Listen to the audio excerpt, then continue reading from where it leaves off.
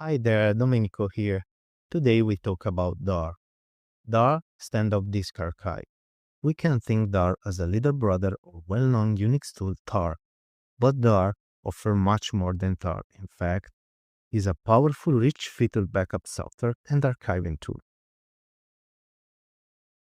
Some of best features include compression, encryption, full incremental, decremental, and differential backup, support of remote backup with FTP and SFTP protocols, handle of hard links and sparse files, support of extended attributes, and split and merge archives.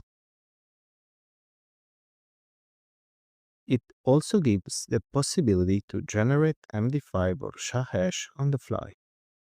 It's very fast to restore individual files, even if encrypted and compressed, thanks to its internal catalog.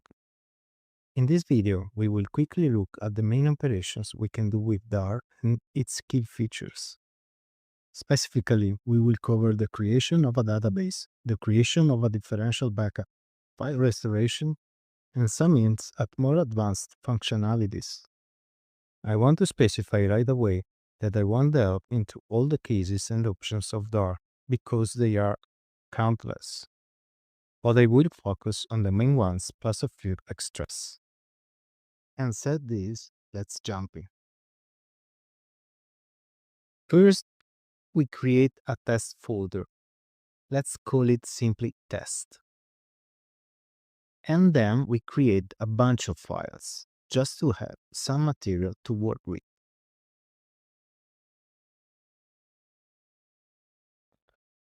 Let's say files of 20 megabytes each. Now I write the command and then let's break it down together. The C parameter stands for create, and then we can add a custom backup name. I've called it simply backup. The argument of the uppercase R parameter is the directory we want to backup. In other words, is the reference of the backup itself. The Z option introduces data compression. DaR uses various algorithms. In this case, I used gzip. The K option provides encryption. Thanks to its libraries, DaR can use various symmetric encryption algorithms. The syntax is as follows. You enter the algorithm before the colon. If you leave the field empty, the algorithm defaults to a yes. After the colon, you enter a password. If left empty, DaR will prompt for it at runtime, which for security reasons is the best way to go. It's also worth noting that DaR can use asymmetric encryption thanks to GNU-PG.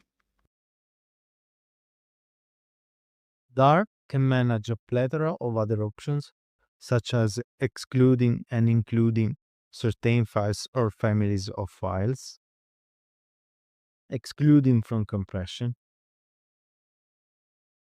setting the minimum file size to be compressed,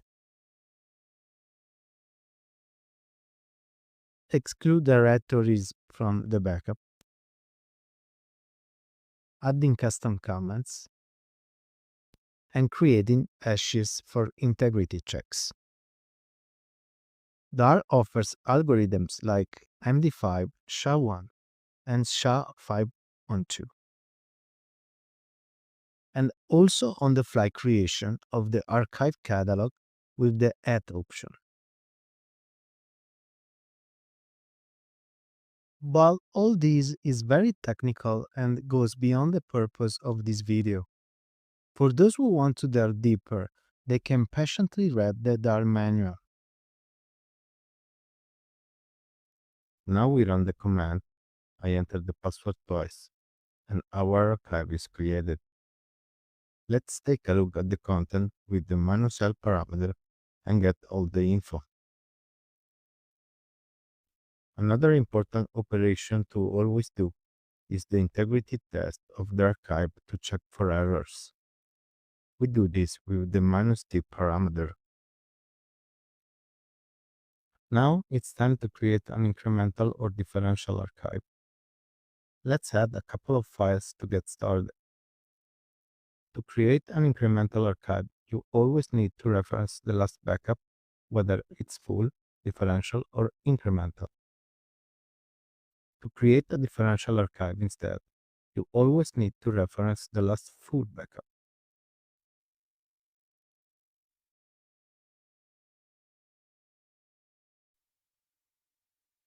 Now let's take a look at the archive we just created. As you can see, DaR has only saved the most recently created files.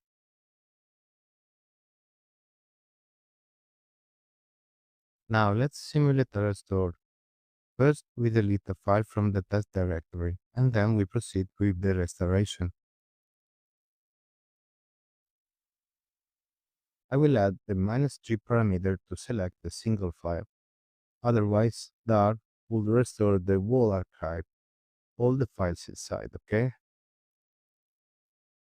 As you can notice, DaR has successfully restored the file, and we can also go check inside the test folder. Now let's take a look at an interesting command that is part of the DaR suite. I'm talking about DaR Xform. With DaR Xform, you can split your archives into multiple parts and perform other operations. For example, I can add an hash function to ensure the integrity of every slice and perform a check. Similarly, I can combine multiple slices into a single archive. You see here that DaR automatically inserts a number and the DaR extension, but you should always refer to the archives using the base name. As you can see, the backup archive and the backup original archive have the same size. Alright, now let's clear everything and I'll show you a gem that DaR has in its arsenal to avoid typing long and complex commands. It's about creating a DCF file where we write the recurring operations we want to perform. For example, I can define a compression type, an encryption, an hash, and a comment. Now, in the terminal, thanks to the -b parameter, I can tell DaR the operations I want to execute simply by typing the keywords.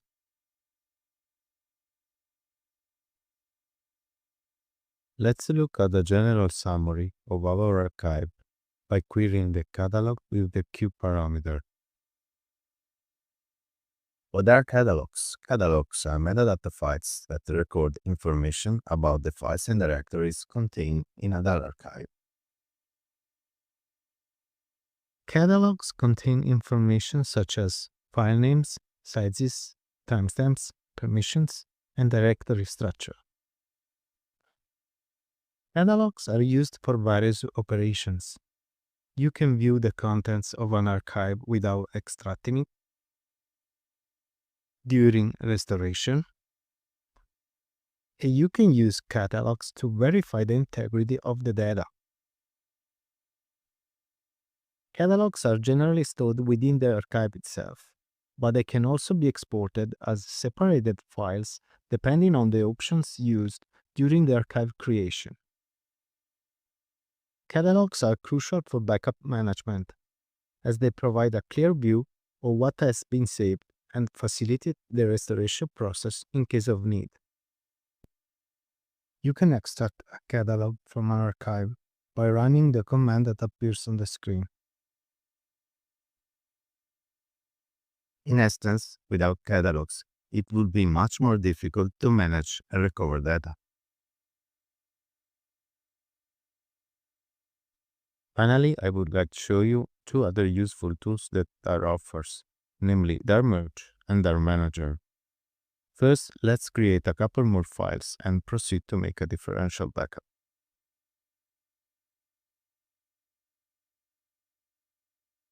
DaR Merge offers the ability to change the profile of our archive. For example, we can change the encryption algorithm and the type of a compression by referencing our primary archive.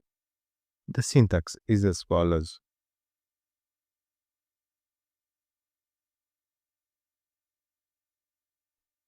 Then let's check the summary to see if DaR has actually changed our parameters. And yes, as you can see, DaR has changed them. Another useful feature of DaR merge is the ability to create a full backup by combining a previous full backup and a differential backup.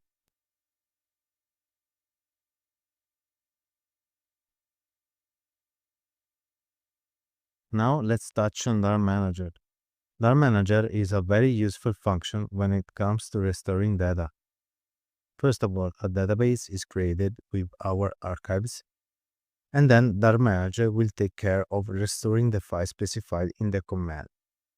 DaR Manager builds a database of all your archive contents to automatically restore the latest versions of a given set of files. It's very useful when you have a lot of differential backups to deal with.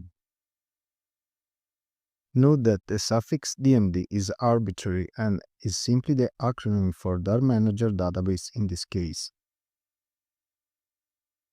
I'll give now an example that doesn't make much sense because we only have two archives, but it's just to give you the idea. If we add many archives instead, DaR Manager would save us a lot of time in restoring our files.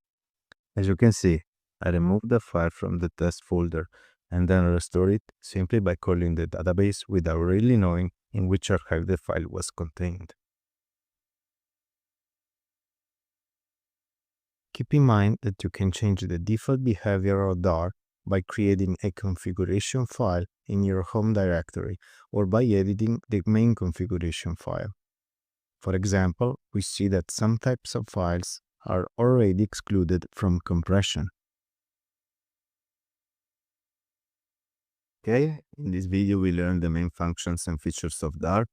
It's worth noting that there are also several GUI frontends and the most used one is DaR GUI. And that's all guys. I hope this content has been helpful. Thanks for watching and see you the next time.